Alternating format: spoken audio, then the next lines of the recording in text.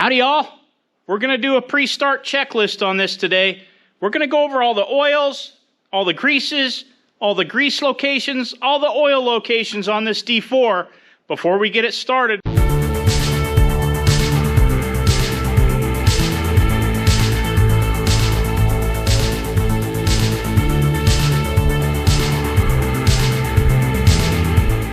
We're going to start with the radiator, and we're going to work our way towards the back of the machine and then down. We're going to start with the water, engine oils, oils for the fuel pumps, oils for the pinions, and we're going to finish up the video with lubrication points and grease for the rollers, and even these little cups in here for the throwout bearings. There's going to be a few areas in this where it's not going to be completely accurate. For example, the engine is supposed to be running when you check it, but we're going to get it close to start with. Well, without further ado, let's get this radiator cap off. Throughout the process, Dad's going to be recording the capacities and the amounts that we actually put into every compartment. We're going to start with 3 gallons of pure water for the radiator. And once we get this machine to run and get water circulated with it, we'll drain it all out, and then we'll put antifreeze water mixture in there for the winter. Lefty's definitely thirsty. It took all 3 gallons of that and still more to go. We're going to pull the plug here out of the side of the block so it can get some air. The 12.58 socket actually fits that square okay. Oh yeah, I got water coming out already. It's not even to the cores in the radiator quite yet. That's also the plug you use to drain coolant out of the block. Once we get oil in the engine and water in the radiator, I'm going to crank the engine around to try and work the air out of everything. This is another 2.5 gallons of water. That's 5.5 gallons of water. This is another 2.5 gallons. Just above the cores in there, and you can see that it's going down. You can see an air bubble pop up through there every once in a while too. We're going to put 1 more gallon in here. We're right here where the stud comes through, and that's at about 9 gallons. And now the thermostat hasn't opened. I'm sure there's probably air bubbles in there. So we'll keep an eye on it when we get this thing started. I just put a thin coat of marine grease on here and some on the threads. Now that's a stainless steel piece of all thread that I put in there, but this will help it come off a little easier in the future. So we're going to put engine oil in here, and this is our filler. We're going to be using Valvoline 1540 for the engine and the pony motor engine.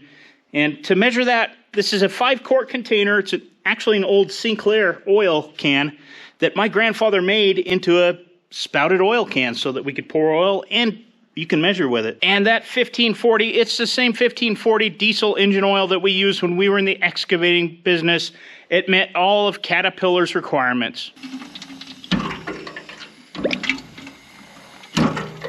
We've got about 4 quarts in that can. We're going to dump it in and get 4 more. We were going to use a non-detergent oil, but honestly, you can't even find it anymore. And everybody in all the research I've done said, just run the 1540 in it. It'll be fine. This is 8 quarts. Thing on the stick yet? No, let's see. Oh yeah, it just started touching it. This is 12 quarts or 3 gallons. Oh, look at that. It's about a 1/4 inch below the full mark. Yeah. Now you're supposed to check it running. There's nothing in the filter. So why don't we fill it just maybe a little above the full mark and leave it be? Okay, let's do that. Dad's going to get 3 more quarts in the oil can, and we're going to go ahead and dump that in here until we can run it and check it with it running. Now ours is going to have a different capacity than some of the other ones because we've deleted this oil cooler. This machine also has the newer, bigger filter housing on it as well. About 3 more, which would put us at 15 quarts. I'm going to get the crank and kind of turn the engine over a little bit. Yeah, I'm on the U on full. Okay. Okay. We're over full a little bit. That's fine. That's a good place to start. I have no idea if it's possible to build oil pressure with the hand crank, but I'm going to try it.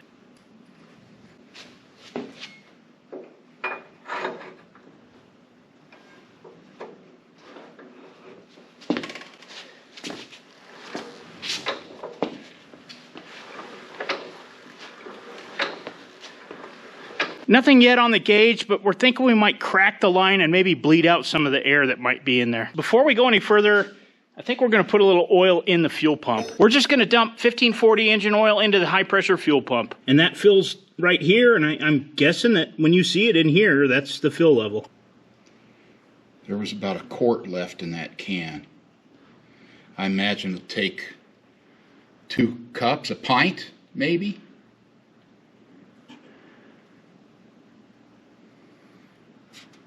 See it in there? I can, yeah. It's about right there. That's probably good. Let me go turn the engine and see if it moves. Yeah, I see a little wave in there. Not much, but you can tell. It's full. It's not going down. All right. I say plug it. Leave it there? Yeah. Now we're going to do the pony motor crankcase engine oil. Dad's going to monitor the dipstick because it's on the other side. And this pony motor donkey start should only take about a quart. That'll get us started. Yeah.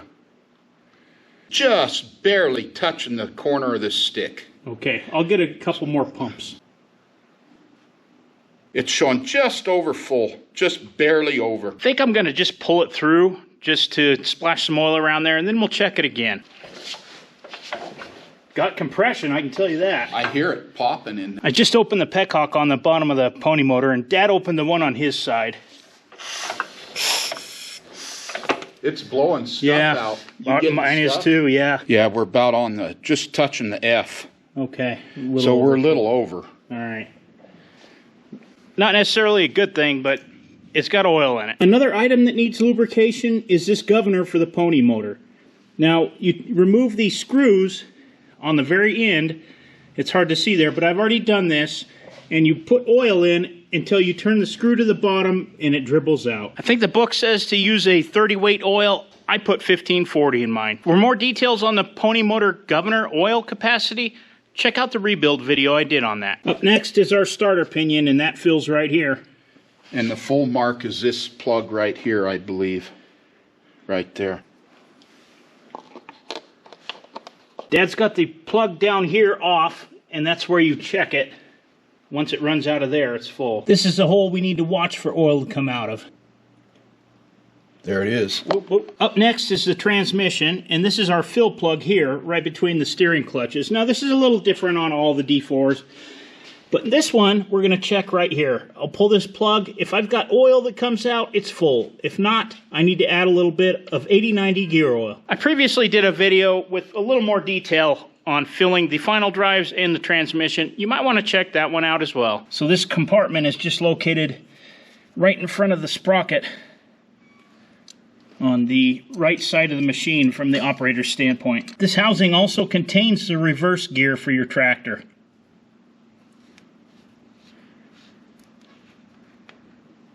Oh, we got oil. Up next is the final drives. These final drives have been kind of bugging Dad and I since we put them together, because they've kind of seeped. It took a while. We have 80-90 gear oil in them, but they do seep. But I'm finding out a few things about bellow seals in D4 final drives. They seep. They leak.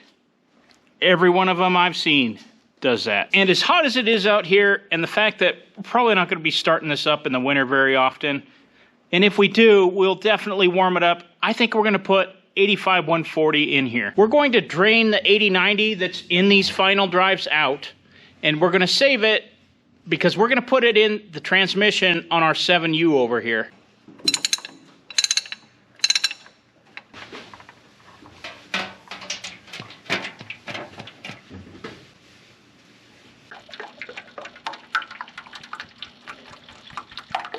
You know what? These had plenty of oil in them. We could have ran it. Oh yeah. This is the filler for the right side final drive. I'm going to take the cap loose. And this is also where you check the fluid level, because you want to be visible to about right here with the fluid. Dad's taking the one on the left side loose. We're going to let the final drives drain, and I'm going to check the oil on the belt pulley. The dedicated belt pulley has 2 compartments that, well, we found out the hard way. You might want to check that video out too. It's pretty entertaining. The fill level on the front compartment fills to right here. In the rear compartment, it fills to right here. Let's open them up and check the oil level. Oh yeah, it's plumb full. I can still see it in there. I don't remember how much I put in either one of these compartments. They didn't take a whole lot, and I used 80/90. The filler on the belt pulley is this right here. It's also a vent, so you want to take that, open it, and clean it too. I can see oil down there in the bottom of it. I mean, we could put a touch more in there, but it probably is okay. I wouldn't. You're right to the center of this street L. You're right there.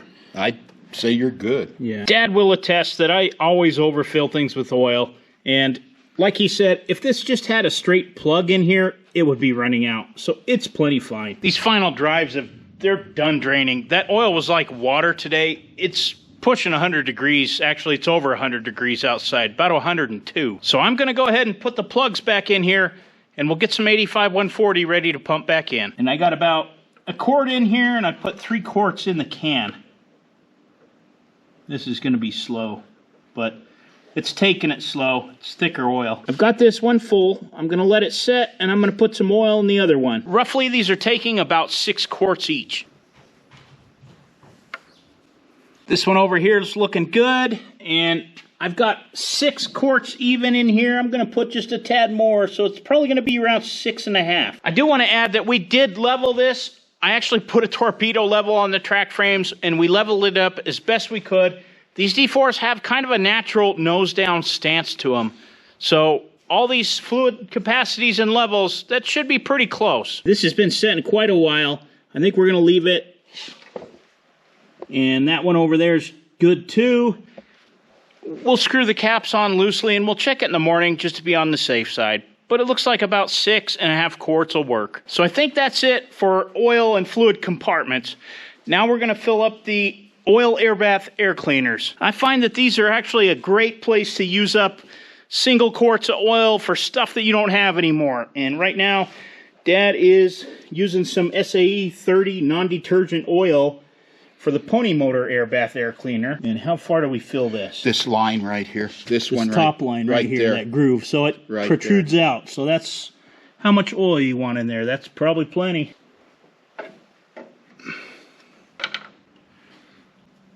We're probably getting ahead of ourselves doing all this, but we'll just take it apart if we have to. We've had really good luck with 30 weight in the air cleaners, and that's kind of what we use. 1540 works too. We've actually got a few quarts of this old Phillips 66 SAE 2020. I think this was for our Detroit diesel or something. I can't remember. But this may be a good place to use that up as well. Now you're going to lose all those screens in there. Well, it's about time. None of us know what we're doing. We just had a little bit of difficulty with this air cleaner. We were going to fill up this oil bath, but these screens kept falling out, and we couldn't get the bottom of the serviceable part of the air cleaner out. So we've been fighting this air cleaner because what happens is when we go to services, take the bowl off, these all want to fall down, and then they get wedged, and it won't let you take the bowl out. There's just not enough room. So my idea was to take one of these hose clamps and just put a clamp around there to hold them up in there. There's plenty of room inside of that bowl to accommodate it. From looking at the parts book and from looking at the 5T out at the D4 parts store, I know we're missing parts in here. Dad's gonna make some nylon straps that'll go in here up against the air cleaner. Something a little more durable, something a little better that hopefully will stay in place. I'm using a Loctite MR5414, and this is stuff for fixing bellow seals, but it's going to work perfect for this too. Having that clamp in there really made things a lot easier, and I'm glad we changed these out. This looks a lot nicer, and it looks more like what was supposed to or originally was in there. Dad's going to fill this up, and this fills up to this line here right below the bottom of the tag, and we're going to just go ahead and use up that 30 weight, and then we're going to dump in that 2020. Goes up to those holes.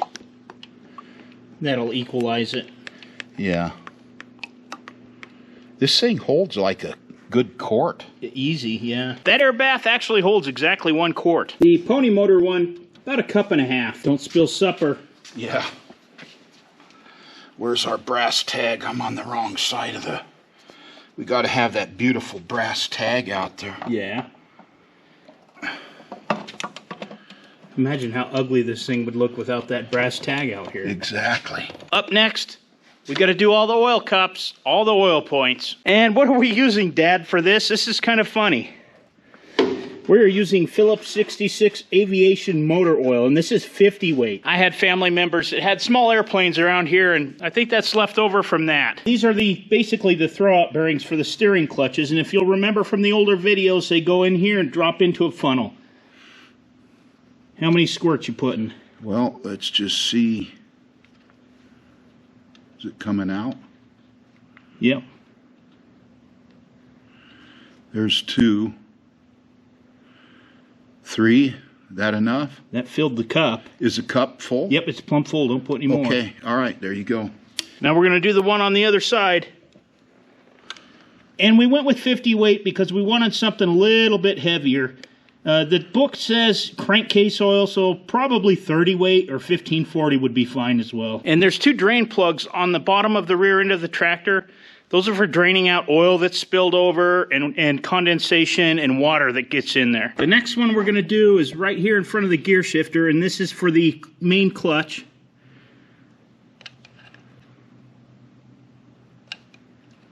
And that's going to take quite a bit. That's a pretty good sized cup. I'm not going to fill it up. I'm just going to put some in it, and it'll get down in there, especially in this 95+ degree heat. That's probably plenty. There's one over here on the other side, right under the pony motor, that's easy to forget. This little cup right here is the pinion throwout bearing.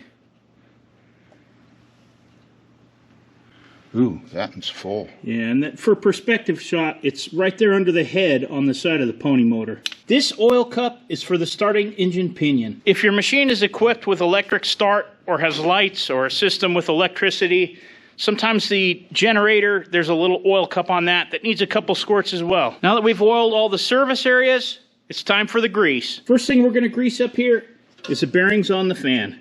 That's going to take a couple squirts in this Zerk. For greasing this, we're going to be using this Palladium heavy-duty Valvoline grease. That was our go-to when we were in the excavating business for all of our equipment and trucks. On the back of the container, you can see that this grease meets Caterpillar recommendations for a 3% moly-type grease. We use this in U-joints and everything. You can over-grease these, and we don't want to blow out the seal, so 2 squirts is going to be just right. Now I'm going to grease the pilot bearing in the flywheel. So I need to remove this cover right here. Oh, a little bit more, just a hair. Keep going, keep going, keep going. That'll do. I'm gonna give this about 6 shots of grease. I'm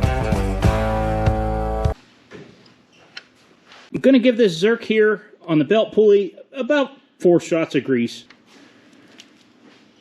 The beauty of having this thing jacked up on blocks and in the air is we can rotate everything, we can get to everything under there, and there's not down pressure on it, so grease can get around to the tops. So up next, I'm underneath the back of the D4, and this is the pivot shaft that runs through the back of the D4, and these are the bearings that attach to the pivot shaft. Now, we just put new ones in there, so I'm going to give it some grease. Okay, go ahead. That's 1, 14. Okay, hold it. 15. Looks like we're coming out. I'll get the other side. Okay, go for it. 1, 15. Let's call that good. 15 pumps of grease. The next thing we need to grease is the pillow blocks back here by the sprockets. And you grease those, at least on the 4G.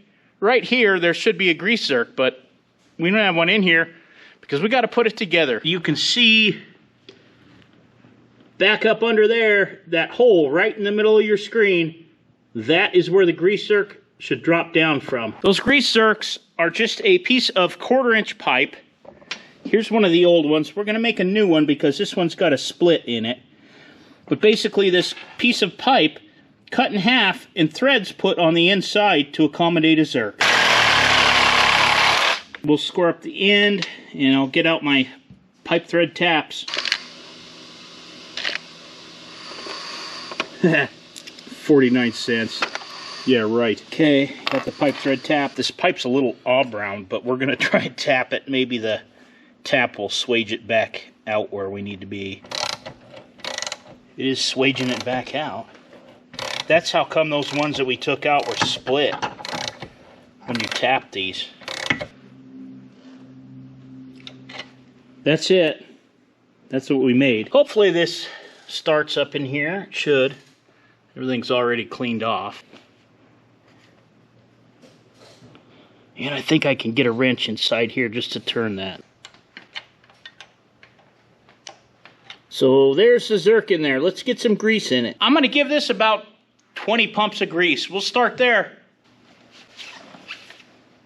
Grandpa and I always left a little DQ swirl on the end of the grease Zerks just to make the cleaner happy. I'm going to give this side 15 because 20 seemed like a little much. It was coming out over there. This one's done. The next thing we're going to grease is these front idlers, and I'm going to use the same grease. Now the idlers and the rollers and the carrier, they're going to take a lot more than you're going to need in your D4 because we have completely cleaned out all of the cavities inside of there.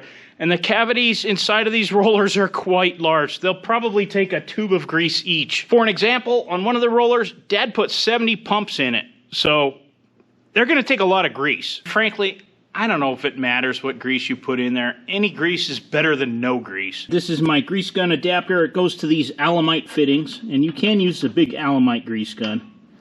But that slides on there, and then you have a grease Zerk.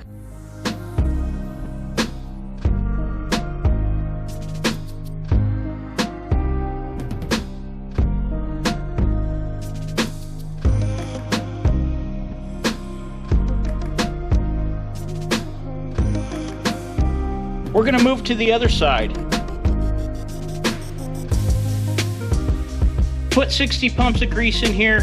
When we get this out and run it around, we'll definitely be continuing to keep greasing this. I'm going to start up here on the top with this carrier. There, I think you got grease in it because I can. One on the other side took about 25 pumps. We're going to go ahead and grease this one.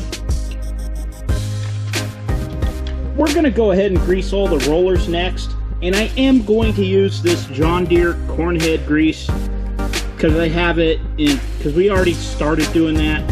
I'll go ahead and use it up. We can always go back to our molybdenum, and to keep it straight, I keep a zip tie on this grease gun so I know what's in there. This machine's got 4 rollers on each side, and our 5T that's going to be our next big project, it's got 5 on each side.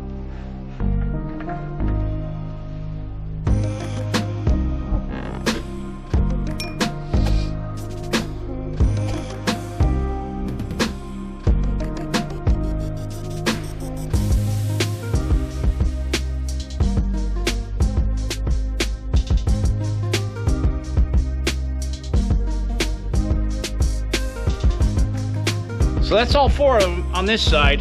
We're going to do the other side off camera. And that's 4. 1, 2, 3, and 4. So that last one on this side, it took about 60 shots of grease. We got anywhere between 100 and 60 in all these rollers. I don't know when we stopped, when we decided to stop, but that last one, I think we already had a bunch of grease in because it started actually coming out. And there's no seals in these rollers on the bottom. There is in others, so sometimes over-greasing them can blow out the seals. We were a little more careful about that on these carriers up here at the top because they do have seals. Well, that's it. It's oiled, it's greased, it's ready to go. And we're nervous. Dad's kept track of the capacities, and for the radiator water, we've got approximately 9 gallons of water in there. For the main engine oil sump, about 14 quarts of 1540 Valvoline fleet oil. The fuel injector, about 1 pint. The starter pinion, about 3 pints. The transmission and differential, I did that before. I do not recall the capacity. Final drives, about 6.5 quarts each side.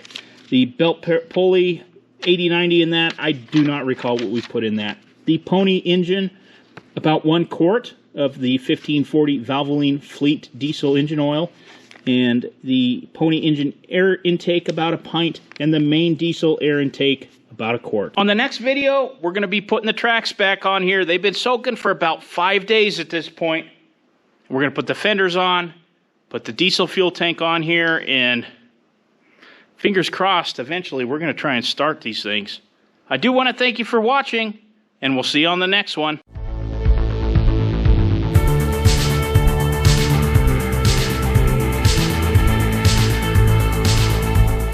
That details this in a little bit more detail. I've explained to him that we have an electric battery-powered Sawzall. Yes, I know. I'm just getting a good start, so the Sawzall will work good. That's all. He wasn't going to until I mentioned it. I'm talking about squaring up the end. I did. On the belt sander. No, on the grinder. We never had belt sanders. Well, we have one now. Why don't we use it? You don't need it because you do that on the grinder. Dad's pet peeve is leaving the DQ swirl on the end of a greaser, right? You always tell, especially you, because you left a beautiful one. You made it an art. It was an art. People would come from miles around to see my DQ swirl. I wouldn't go that far. There's one thing that I've been wanting to tell everybody. Nobody ever guessed what kind of music I listen to, so I will let everybody know if and when I hit 10,000 subscribers. I think that's fair.